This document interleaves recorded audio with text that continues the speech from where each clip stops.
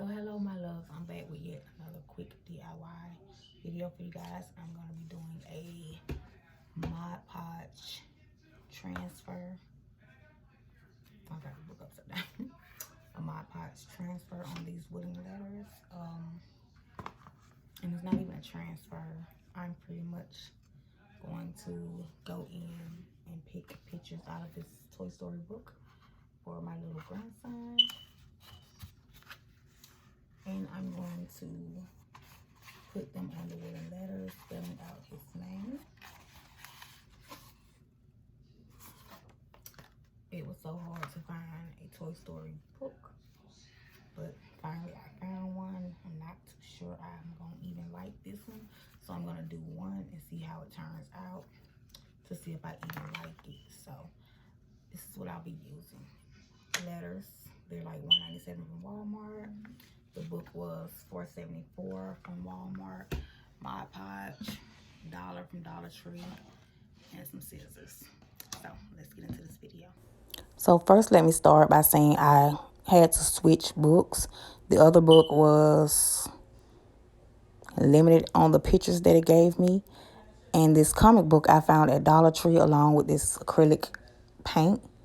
And it's washable. So I went ahead and painted all of the letters. I haven't painted the sides yet. I cut all of the pictures out of the comic book. And now I'm just going to lay the pictures onto the letters the way that I feel like they're positioned right for me before I place any glue. So that's what I'm going to do here. I'm just going to lay, you'll see me laying a bunch of pictures down. So here I did go ahead and glue the A, the T, and the H. And so here they are almost dry. And I love the way they turned out. They're as full as I could get. There was no more smaller pictures that I could went in and found, but that's the purpose of me painting the background of the letter blue so that it doesn't show any of the brown wooden letter.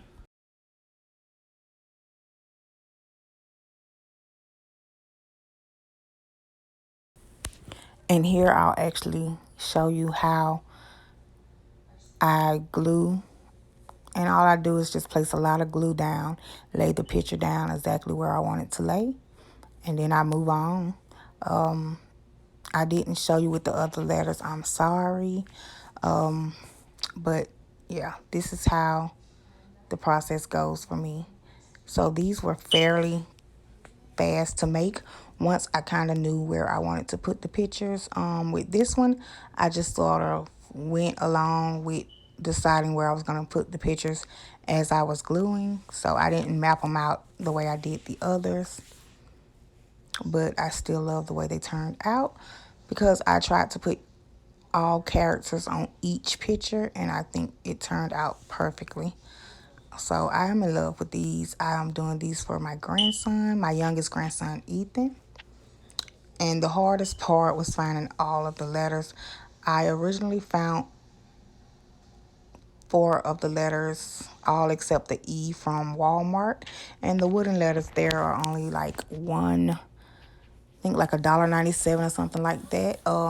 I ended up searching at Michael's for an E, but the Michael's here in my hometown is closing down all of a sudden. So they wiped the store out pretty fast by the time I went back to get an E. But I found one at Hobby Lobby.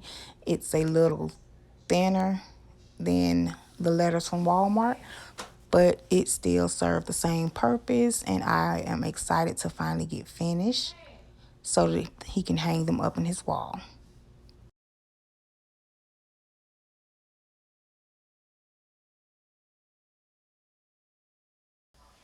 So as you can tell, this process did take quite a while, but it was very enjoyable to do. I wish I had more options as far as pictures, but this is what he ended up with, and I'm satisfied with it, you guys. I really am.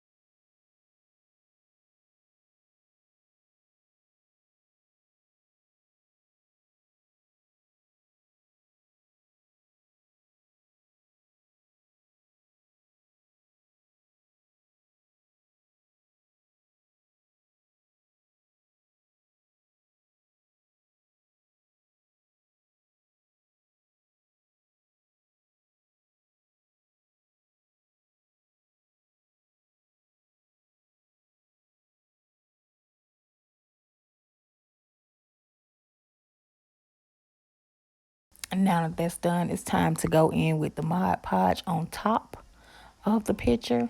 And this is so to keep the pictures protected because they are paper and I don't want them to rip or tear no time soon. And it's gonna seal the top of the letters with like a clear coat. That's why I love Mod Podge. Someone was telling me about epoxy, I believe it is. It gives it a nice shine, but I wanted to go the cheaper way. So this is my method, and I just completely covered the picture in the Mod Podge. Not caring how much I use, the more the better, because it'll seal it up way harder. Then after it dries, I'll go in and trim off the excess picture, and then I'm going to paint the outer parts of the letters, the trim, so that they're blue as well, and he'll be done.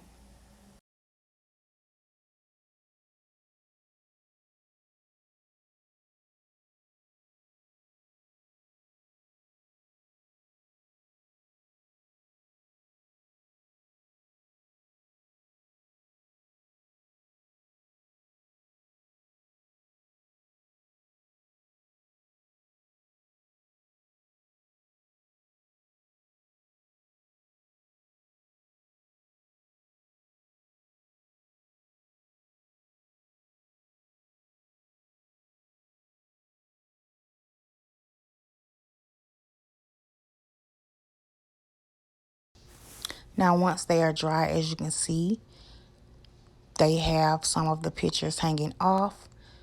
So I'm going to take this razor blade and I'm just going to cut as fine of a line as I possibly can just to get the excess paper off. And most of the spots, the paper is hard from glue, so it cuts off pretty easy, but not always. And here's my finished product. I hope my grandson grows up to enjoy them as much as I enjoyed making them. I hope you guys like this video. Thanks to you guys for watching. See you next time. Bye.